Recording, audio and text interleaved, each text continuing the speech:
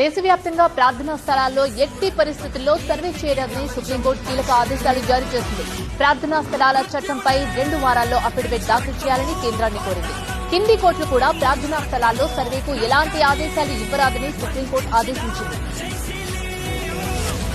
ప్రార్థనా స్థలాల చట్టంపై సుప్రీంకోర్టు కీలక ఆదేశాలు జారీ చేసింది. దేశంలోని అన్ని ప్రార్థనా స్థలాల్లో వెంటనే సర్వేలు నిలిపివేయాలని అత్యున్నత న్యాయస్థానం ఆదేశాలు జారీ చేసింది. అంతేకాకుండా ఆలయాలు, మసీదుల్లో సర్వేపై ఎలాంటి కొత్త కేసులను విచారణకు స్వీకరించరాదని దేశంలోని అన్ని కోర్టులకు సుప్రీంకోర్టు ఆదేశాలు జారీ చేసింది.